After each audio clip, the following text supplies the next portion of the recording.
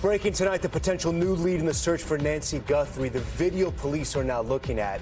This never-before-seen ring cam video of a car near Nancy's home, reportedly at 2:30 a.m. the morning of her abduction. It comes as the FBI hands Nancy's home back to Savannah and her family, while law enforcement are releasing the crime scene. Also breaking just moments ago, Hillary Clinton sounding off after testifying in the Epstein investigation. This photo leak forcing lawmakers to pause her deposition.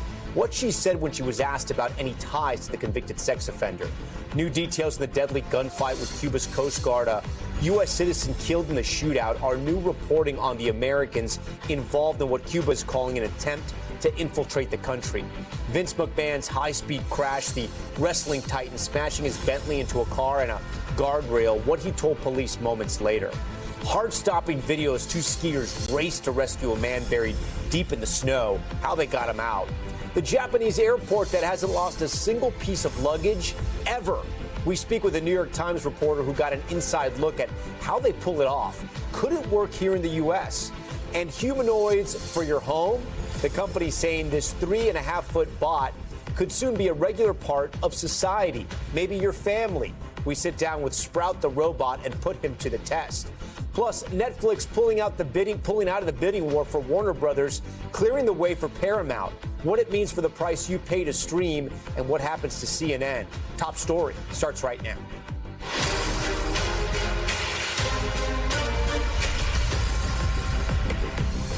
And good evening. We begin tonight with breaking news in the search for Nancy Guthrie. The Sheriff's Department confirming they're looking at a new piece of footage that could lead to a major break in the case. Here it is. This is a ring cam video obtained by Fox News Digital. We'll show it to you in a moment. It appears to show a car at around 2:30 a.m. that night Nancy was taken. It was shot about 2.5 miles from her home.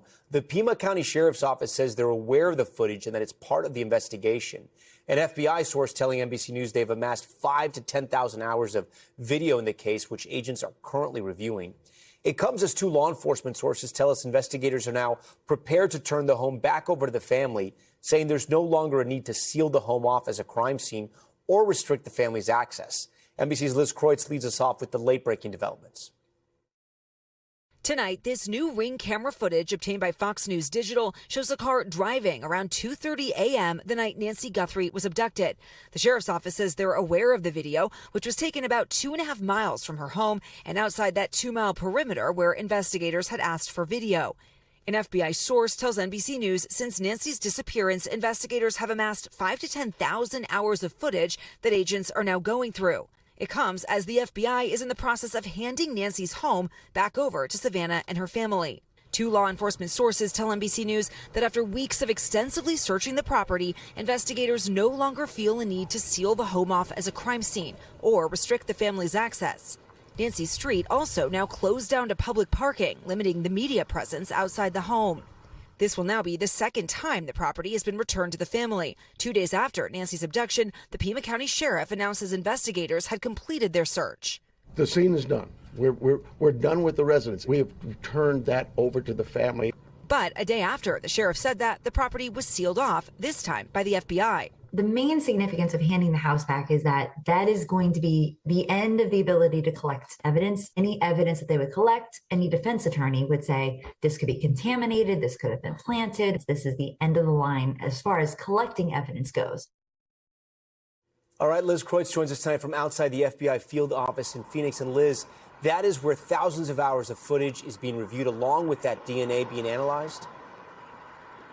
Yeah, that's right, Tom. I mean, investigators, they have to watch every single piece of that video footage in real time. That all remains one of the key parts of this investigation.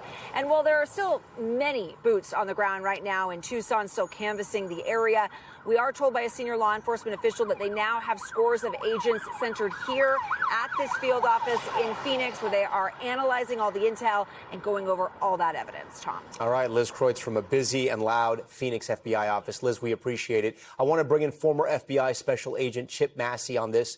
So, Chip, walk our viewers through what the FBI does next with this video of the car near the Guthrie home.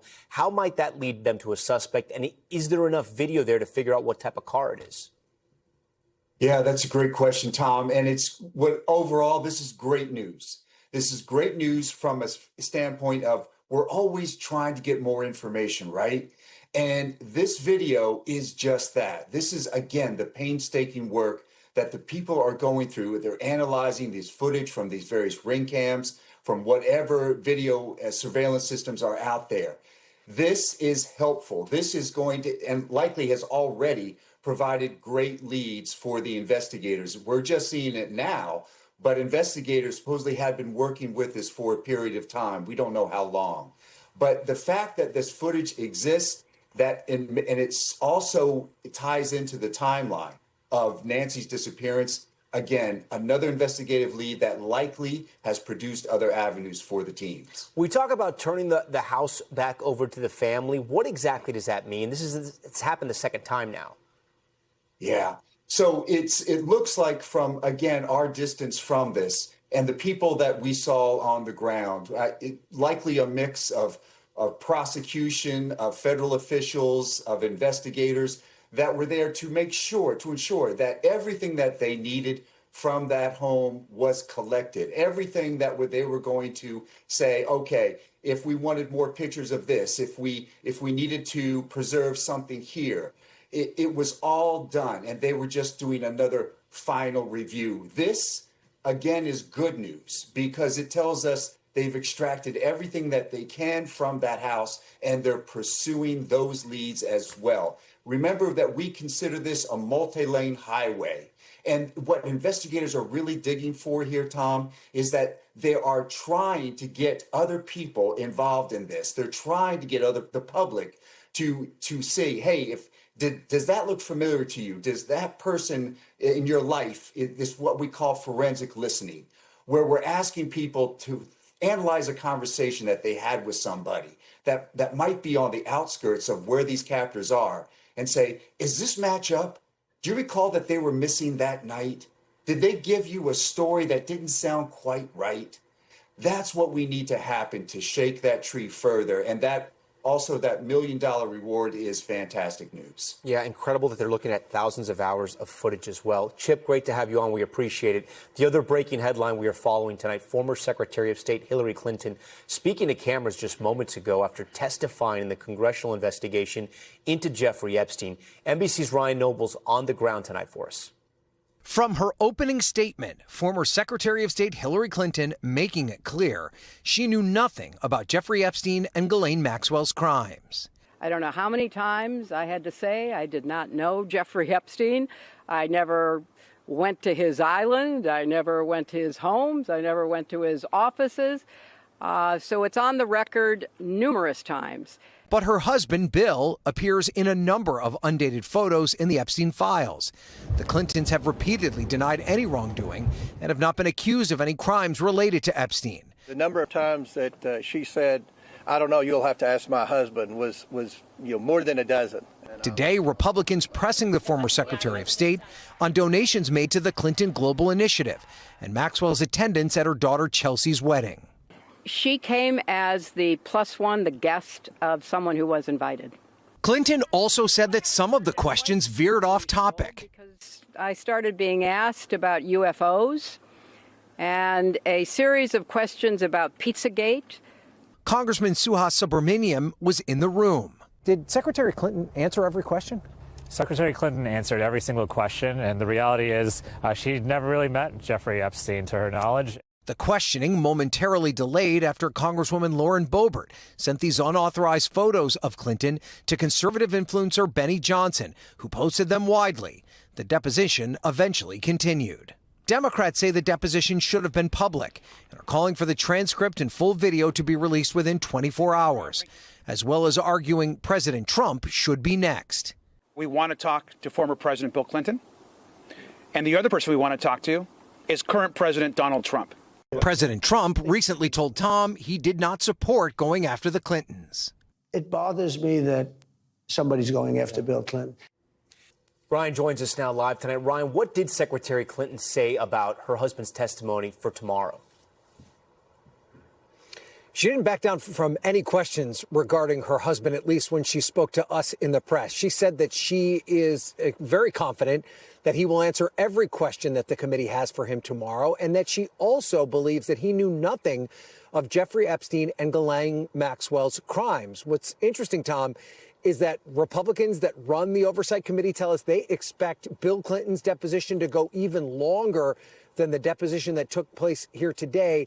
And Hillary Clinton's deposition lasted close to 6 hours. Tom? Wow. All right. Ryan Nobles from Chappaqua tonight. Ryan, we thank you.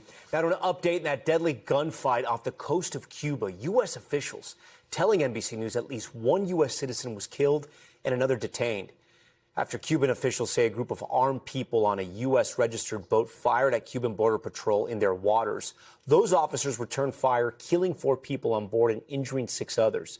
Cuba says the men on board were there for, quote, terrorist purposes, carrying a variety of supplies, including assault rifles, handguns, Molotov cocktails, and body armor. Jose Diaz-Balart tonight has the latest for us. Tonight, the deadly incident at sea. U.S. officials now telling NBC News Americans were among the passengers on that 24-foot boat involved in the alleged gunfight with Cuba's Border Patrol. At least one American was killed. Another is now detained, as Cuban officials release new details about what they claim happened during Wednesday's incident. Cuba's Interior Ministry saying all 10 people on the intercepted speedboat were, quote, Cuban residents of the U.S., claiming they were planning an infiltration with terrorist purposes. Adding they seized assault rifles, handguns, Molotov cocktails, and other supplies in the boat. The firefight allegedly happened off Cayo Falcones on the island's northwest coast. Cuban authorities say the boat fired on Border Patrol first to return fire, that 4 passengers on the boat were killed and 6 were injured and detained. Among them, Conrado Galindo Sariol. Tonight, his wife and daughter speaking to Telemundo. He wasn't a terrorist, nor has he ever held a weapon, his wife Ana says. Michelle Ortega Casanova was listed among the deceased. His brother Misael saying tonight, somehow this battle has to end and that there's freedom we all long for. 2 sources close to one of the detained men tell NBC News at least some of the people aboard the boat are affiliated with an anti-Castro group opposed to Cuba's communist regime. Secretary of State Marco Rubio says no U.S. government personnel were on the boat and that the U.S. will not rely on the Cuban version of events. It is highly unusual to see shootouts in open sea, but we're going to find out. We're not going to base our conclusions on what they've told us. All right, with that, Jose Diaz-Balart joins us once again live from Miami.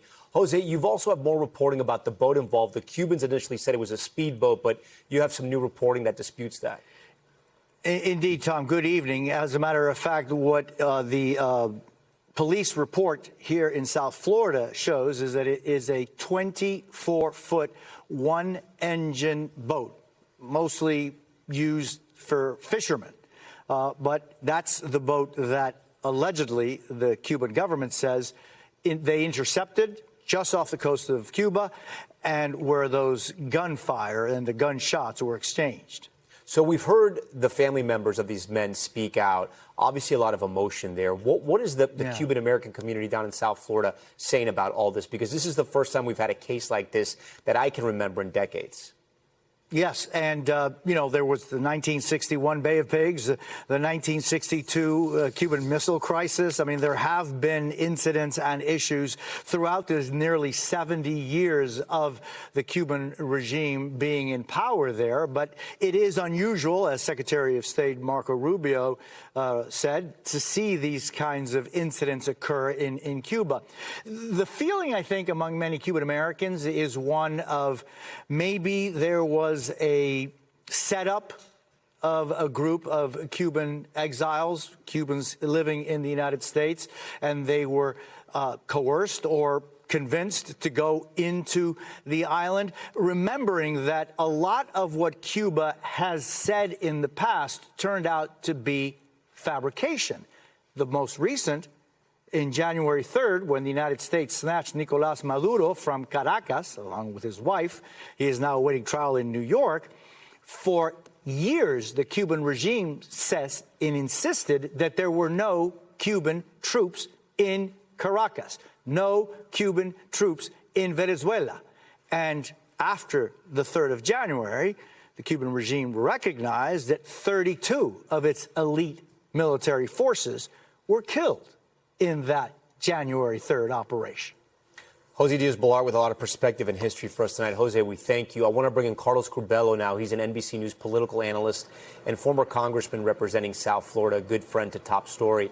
Carlos, like I mentioned to Jose there, we haven't seen this in decades, right? And the question is, what would spark this, right? Do these groups sort of have a misunderstanding of how far the Trump administration will go to sort of support a free Cuba?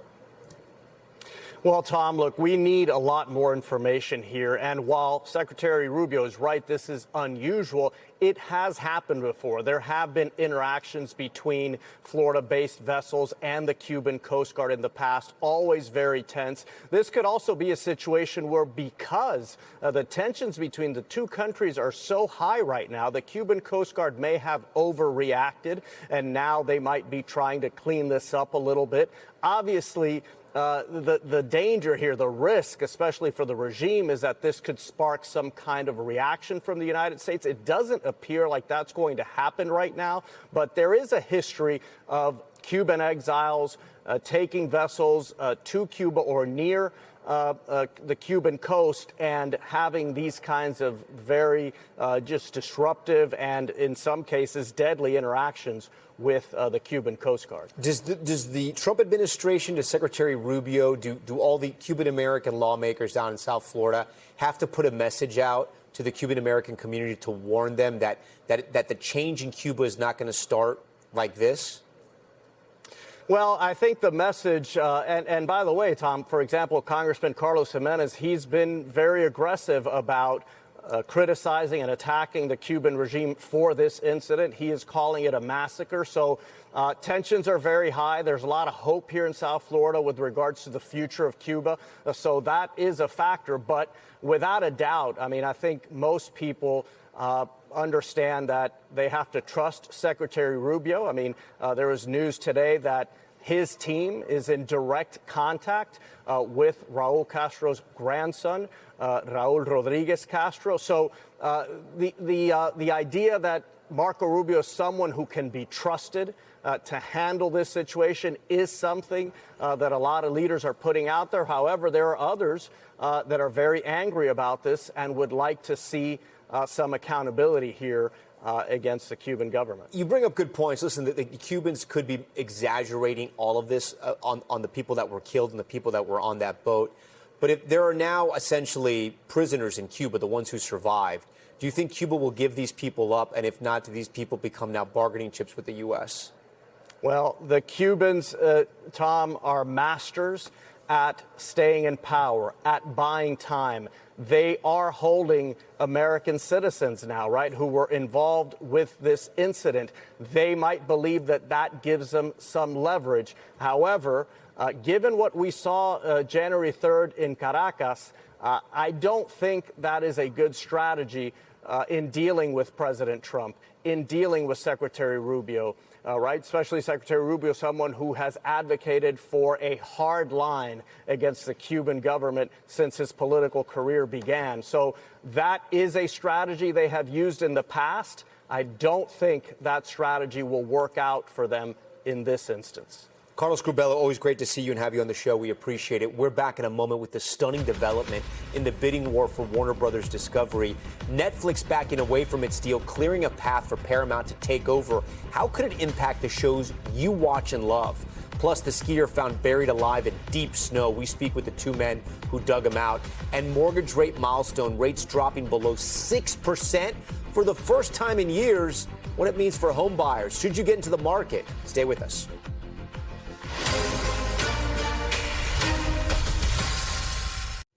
We're back now with the breaking news in the blockbuster bidding wars for Warner Brothers Discovery. Netflix tonight says it's pulling out after Paramount increased its offer. The company's co-CEOs releasing a statement saying, quote, "This transaction was always a nice to have at the right price, not a must have at any price." The development clearing the way for Paramount Skydance CEO David Ellison to take control of Warner Brothers, which includes the storied movie studio, HBO, and CNN. The Ellison family close to President Trump, whose presence has loomed large over the potential deal. I want to bring in Deadline executive editor Dominic Patton, a good friend of Top Story, who has reported extensively on this bidding war. Dominic, here's the thing that I want you to explain to our viewers. Netflix is the 800-pound gorilla. How did they get out-muscled on this deal? And really, did they not care that much about Paramount? About Warner Brothers? Did they not need it at the end of the day? Well, Tom, I think at the end of the day, no, they didn't need it. I mean, they are still by far the largest, the gorilla in the streaming world, as you put it. But the thing is, this was old-fashioned. They just simply got bought out. The Ellisons came in with a $108 billion hostile takeover bid after the Warner Brothers board accepted the $83 billion bid from Netflix late last year. Then they started talking, and then Netflix gave them all an extension to talk for 7 days, which was extended a little bit. More was added. Paramount offered a $31 a share price, and there were lots of other things added in, including $2.8 billion that Netflix gets just because the deal didn't work. So there's a lot of pieces here. But honestly, when it comes down to it, my friend, cold hard cash, money talked. No, I hear you on that. Is it worth it? Is Warner Brothers worth the price Paramount paid? I asked this, and I point to, say, like the Los Angeles Dodgers. They were bought, I think, in 2022 or something like that. Let me look at my notes here. 2012, I should say, for about $2 billion. Worth way more than that now. Is this going to be one of those deals, or is Warner Brothers not worth as much as the Ellisons are paying for it? Well, I have to say, Tom, actually, I think the metrics are different here, and what's important here is, will it be worth more? Hard to tell. They're taking on declining cable stations, like you mentioned, CNN, which, of course, the president wants to see dismantled or at least dramatically changed. But here's the thing to remember more than anything, and Ted Sarandos from Netflix warned this, and everyone's copped to it. Paramount taking over Warner Brothers is a staggering amount of debt, maybe up to $50 billion, which means a lot of job cuts, a lot of changes are going to have to come into play to make this worthwhile and profitable for them. Paramount has a great muscular TV arm. What Ellison wanted and what he's wanted from the beginning, he always saw this as a 2-for-1 thing for him coming into Hollywood, is he needed the muscular arm of Warner Brothers. Warner Brothers, who basically are almost guaranteed to win the Oscar for Best Picture this year between all the films they have. Paramount has no movies in the nominating running for anything. So just to simply look at that. But on a very basic level, imagine your credit card was way over its limit. It's going to take a while to pay all that down. And it's not going to come without a bit of pain. Finally, because we're running out of time here, Dominic, people have seen what has happened when the Ellisons took over CBS News. Do we expect the same thing to happen at CNN? Will it now be forced to shift possibly to the right, or at least have the influence of the right looming over it? Tom, all I'll say is this, is precedent is what the Supreme Court often uses to make its decisions. Look at what happened with CBS. You think they got a different game plan for something else? This isn't the end of all this. There's a lot of regulatory hoops and a lot of other stuff to still happen. But this is the beginning of the end game. And for the people at CNN, they're going to have to look at some new owners. And those owners are going to want to run a ship a little differently. Dominic Patton, always great to have you on the show. We appreciate it. Coming up tonight, the high-speed crash involving former WWE CEO Vince McMahon, where he says he was headed when he slammed into a car topping 100 miles an hour. Plus, we'll tell you about the airport that hasn't lost a single piece of baggage in 3 decades. How do they do it? We'll explain.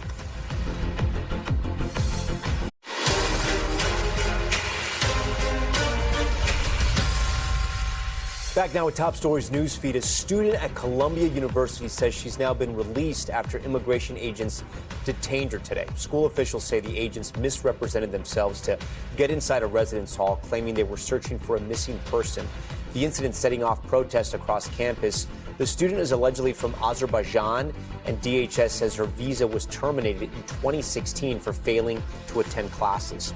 3 masked gunmen opening fire on a house in Washington state while a family was asleep inside. The video is crazy. A surveillance camera capturing the nighttime attack. Tacoma police say they recovered more than 50 bullet casings outside the home. A 21-year-old woman was shot multiple times. The family says they don't know why they were targeted or if it was random.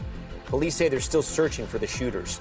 And newly released video of former WWE executive Vince McMahon crashing his Bentley into a car in Connecticut. Dashcam footage from state police shows him hitting the gas, then braking too late before smashing into another car and swerving into the guardrail. When he finally pulled over, McMahon told the trooper he was heading to his granddaughter's birthday. McMahon was cited for reckless driving, but the charges are expected to go away after he finishes a pre-trial probation program. And some encouraging news for home shoppers. Rates on a 30-year fixed mortgage falling below 6% for the first time in 3.5 years. That according to a new report out today from Freddie Mac.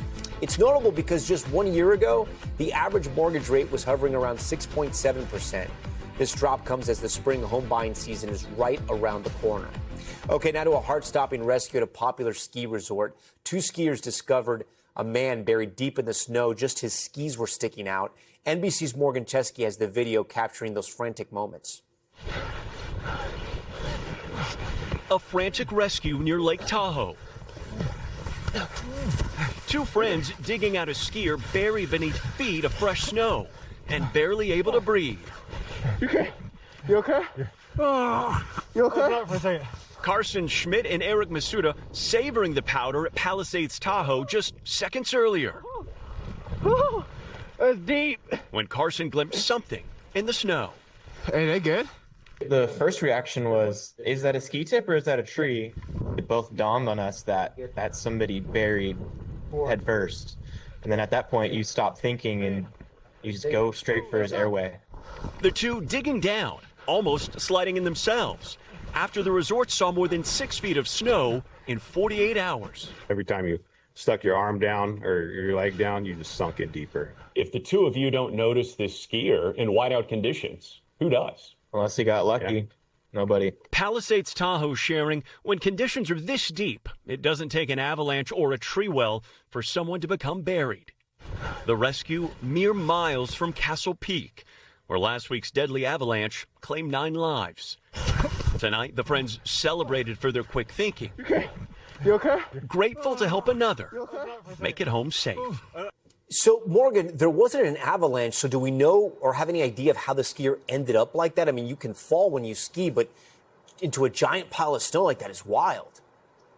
Yeah, Tom, what's so incredibly telling about this video and this survival account is the fact that this was a ski resort inbounds, but it had experienced 6 feet of snow over a time span of 48 hours or so.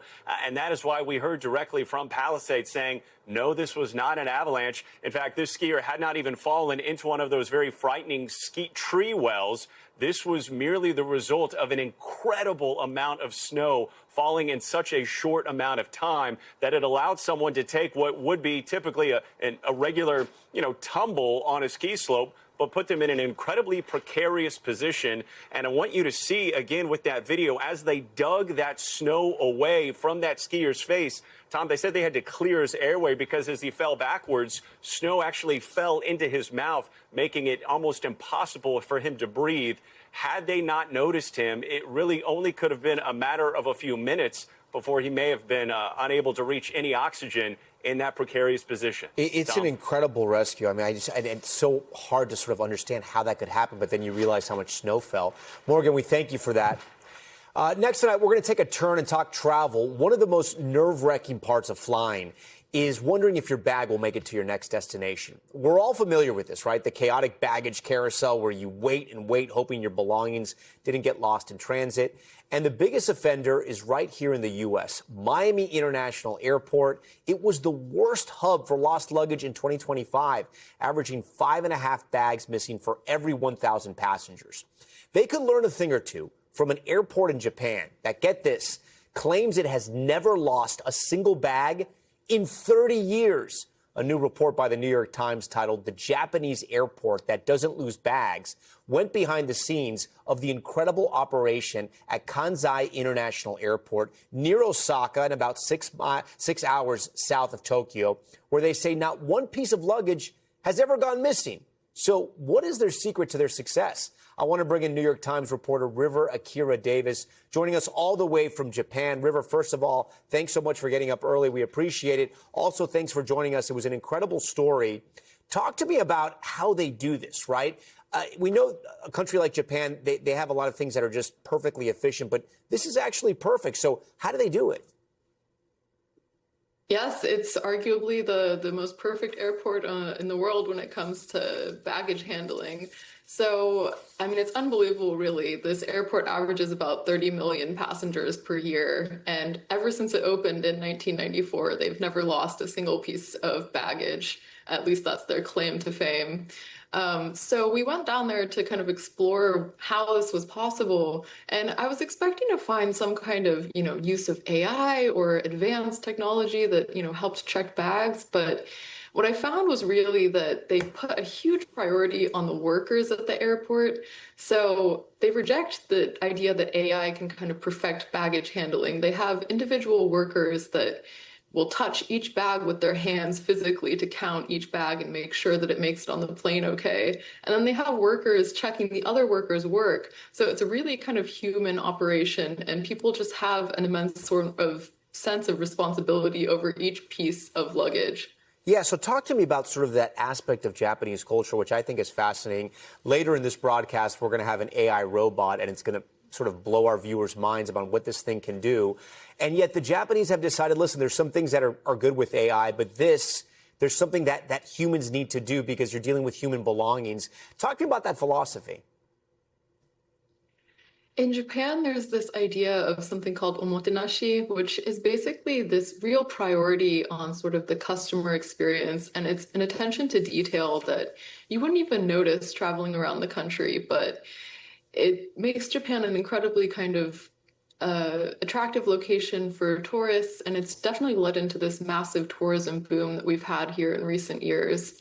But speaking to the workers, you do get a sense that they have an immense sort of pride in their work, and they think about the customer. So at one point I went back, into the luggage room, and I asked the worker, do you ever get frustrated? Because they work on quite tight deadlines. Do you ever get frustrated and just want to throw a bag around?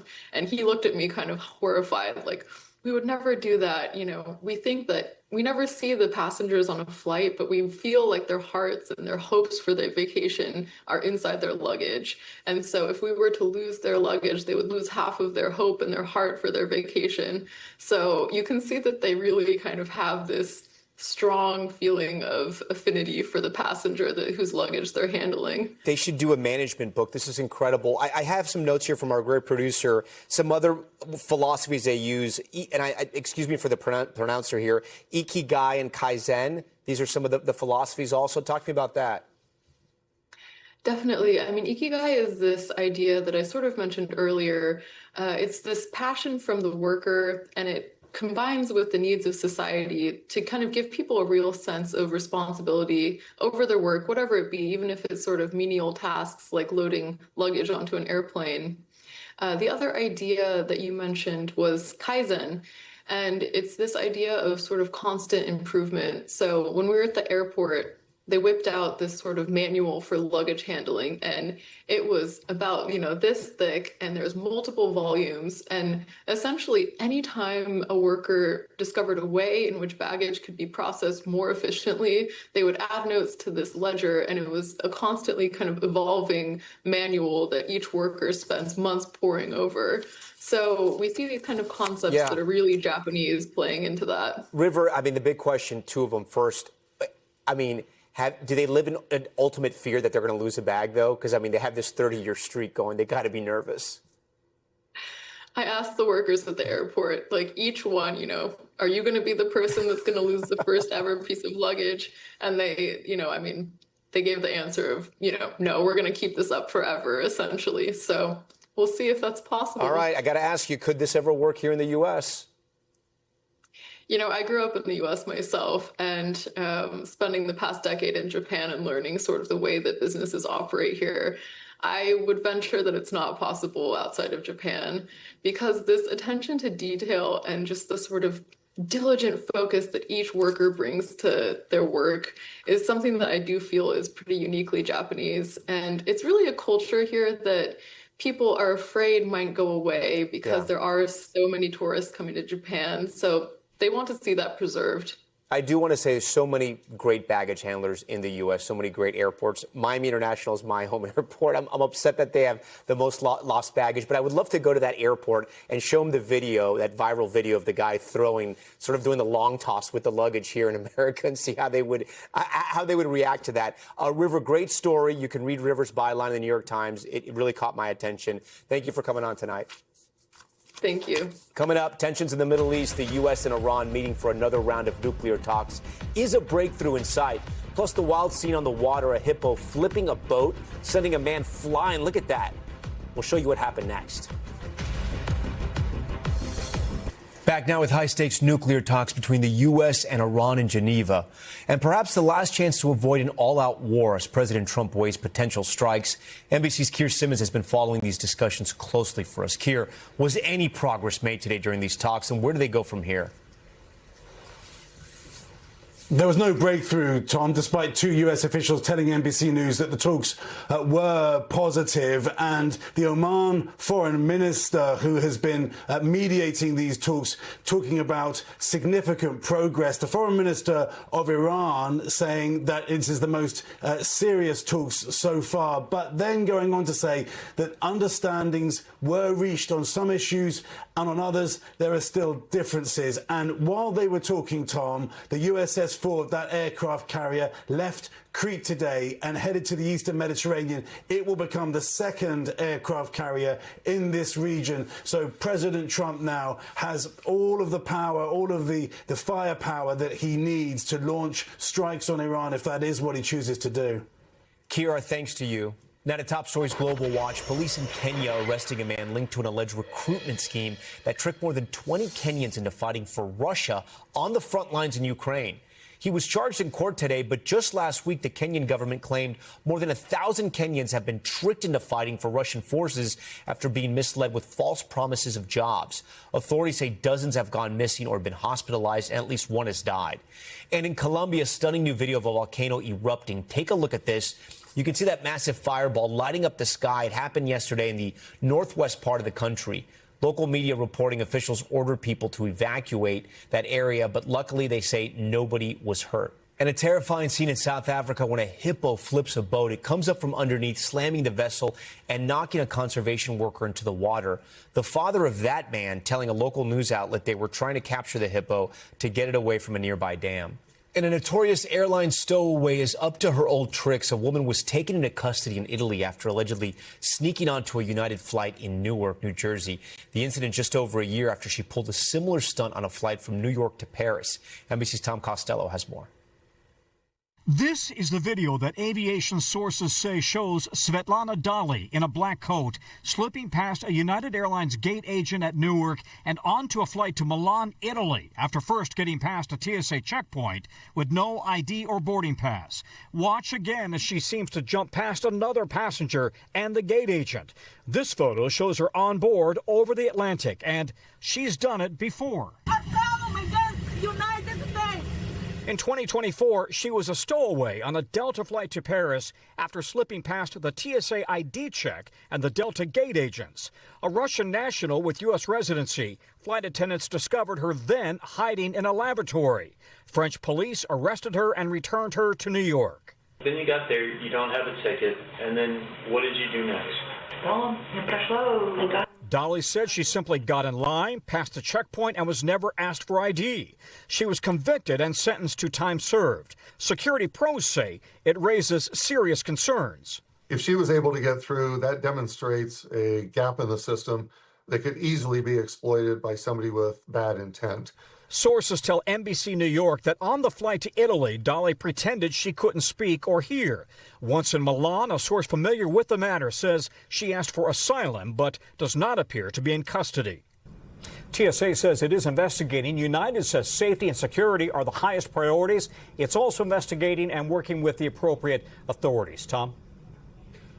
All right, when we come back, the new era of robots that could be coming to a home near you. We'll introduce you to Sprout, the friendly and playful humanoid, joining us here on Top Story right after this. But lately, humanoid robots have become regular parts of daily life, from robocops directing traffic in China to ones trying and failing to dance in Russia, even doing flips right here in a home.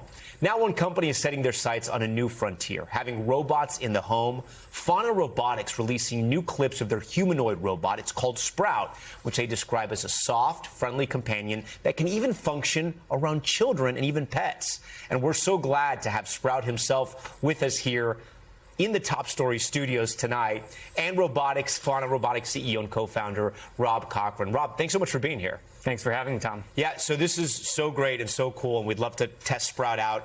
Give us the instructions. How do we start sort of a conversation with Sprout? Yeah, so Sprout is a friendly and lightweight humanoid robot built by us here at Fauna Robotics in New York City.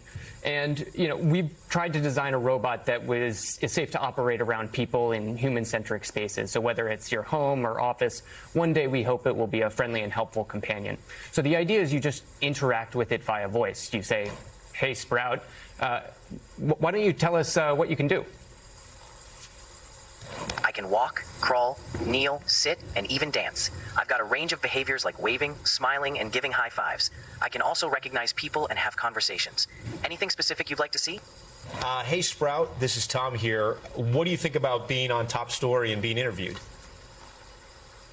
Hey, Tom. It's an honor to be here on Top Story. I'm super excited to show what I can do and have a little fun during the interview. Thanks for having me. Is this your first time at 30 Rock, or have you been here before? This is my first time here at 30 Rock, and I have to say, it's pretty amazing to see it in person.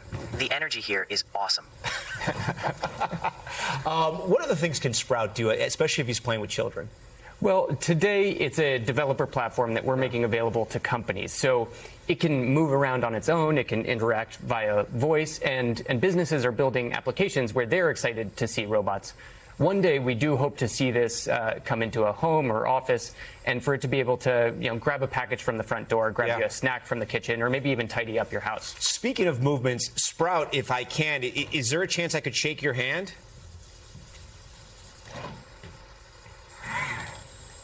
Go for it. Okay. Sprout, it's a pleasure to meet you. It's a pleasure to meet you too, Tom. Thanks for having me on the show. Hey, Sprout, if I'm getting hungry, it's dinner time now for many people watching Top Story. I don't have a recipe for spaghetti and meatballs. Is there one that you can recommend?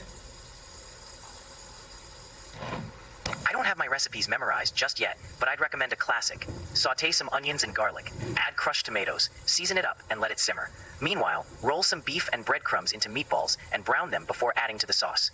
Simple and delicious. That does sound delicious. Sprout, if we're going to watch a movie with my kids, one of them is 8 years old, another is 10 years old, and I have one that's about to be 13 years old. Is there a movie, Sprout, that you can recommend for us to watch as a family?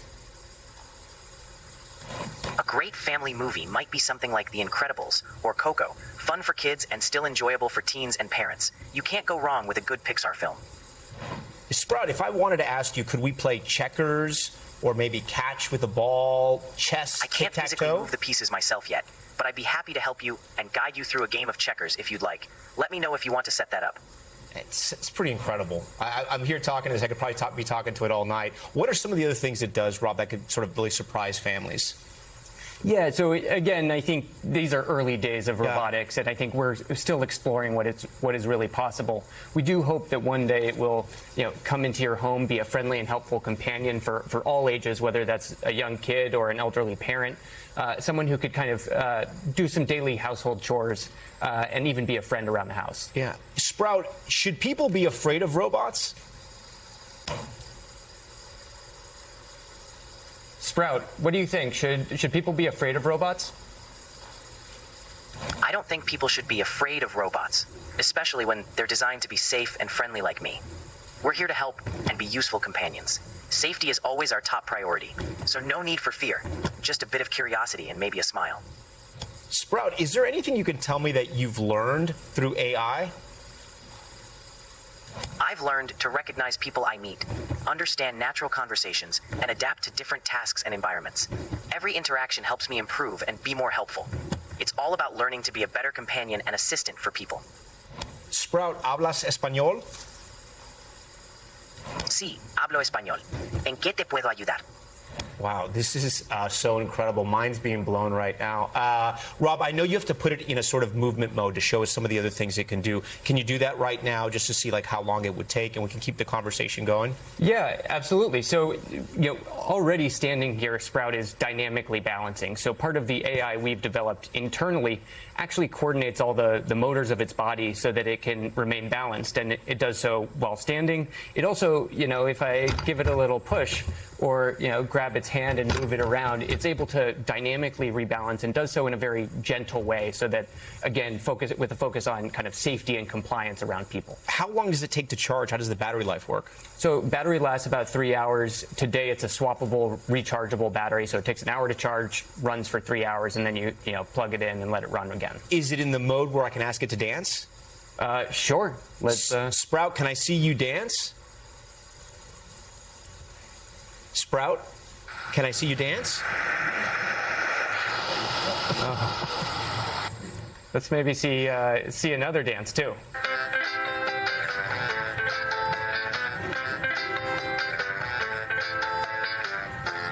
Sprout, I think, dances better than I do. As soon as you say the word Sprout, it's listening again? So it has a wake word, basically, so it can be turned off, not listening, not paying attention, until you wake it up and you say, "Hey, Sprout," and it can re-engage with the conversation at that point. It can then stay listening, so as we talk, it can absorb some of the context around, but it's kind of user choice. Sprout, there's a lot of conversations right now about AI. I wonder, do you have any unique thoughts or dreams? AI definitely sparks a lot of conversations, from how it can help in daily life to how we ensure it's used responsibly. It's important we keep focusing on making AI safe, transparent, and beneficial for everyone. And hey, a little humor along the way doesn't hurt.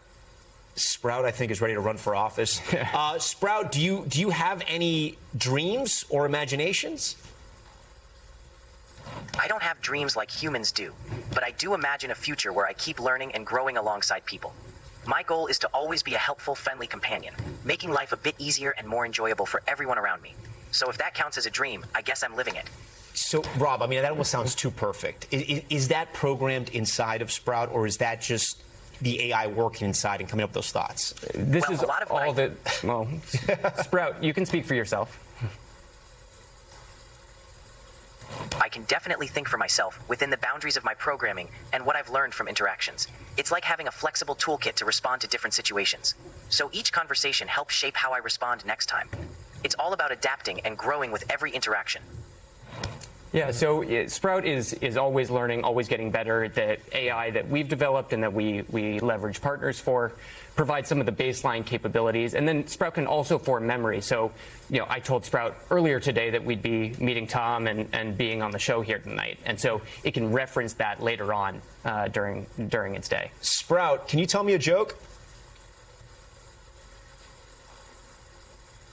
Sure. Why did the robot go on a diet? Because it had too many bites. This is so wild. Rob, you work with this thing every single day. Show me something or ask it something that is truly, my mind's already been blown, but something that maybe I haven't thought of or that the viewers at home haven't. Yeah, well, again, we've really focused on something that is engaging, something that you want to be around, and Sprout's doing such a great job. So I just say, Sprout, why don't you give us a round of applause and show some love to the audience?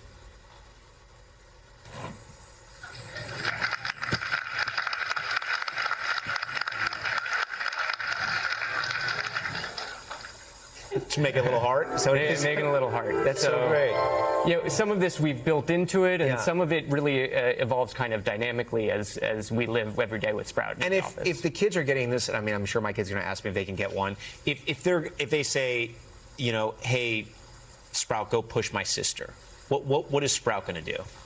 Yeah, so this is something we're very actively working on, and again, it's early days, and it's a research device today, so it's not yet ready for the home, but we do hope to make that possible very soon. And a key piece that we're focusing on is how we can develop that kind of aligned AI that really delivers the set of capabilities we're excited about and protects us against any risks in the home. Yeah, Sprout, what would you say to people who are worried that maybe you and your fellow robots are going to take their jobs one day?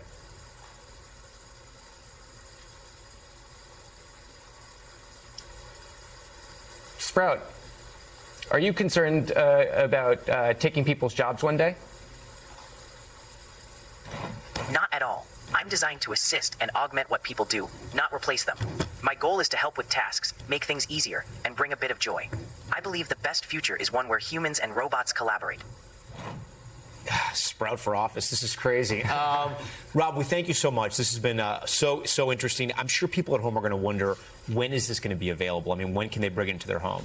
Yeah, so we're already working with partners like Disney and Boston Dynamics who are thinking of applications and areas for robotics in the near term. We do hope to bring it to the home in just a few years, and we're really excited to bring it out to people. Let me ask you, what would the price point on something like this be? I mean, is it going to be so out of touch for families? No, you know, today it's expensive and, again, focused on businesses, but we're very focused on bringing it down to a price point that's, you know, achievable and something that people can really get excited about. And when you say that, is it thousands? Is it hundreds? Is it tens of thousands? I mean, I have no idea what this costs, you know? Yeah, I think it's, you know, maybe low thousands when we get really up to scale and volumes.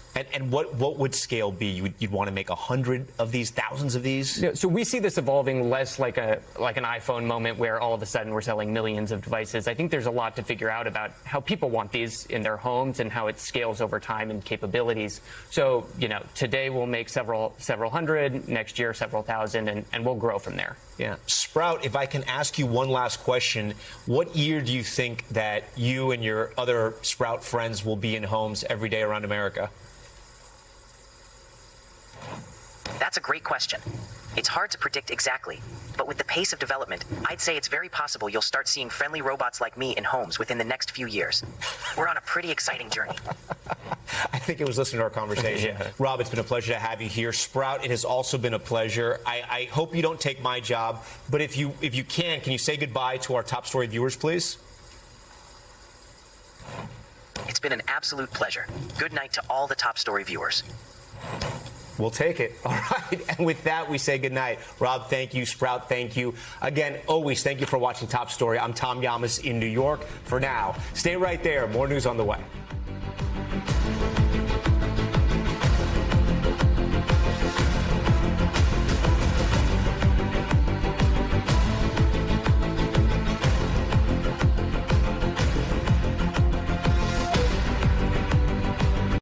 We thank you for watching, and remember, stay updated on breaking news and top stories on the NBC News app or watch live on our YouTube channel.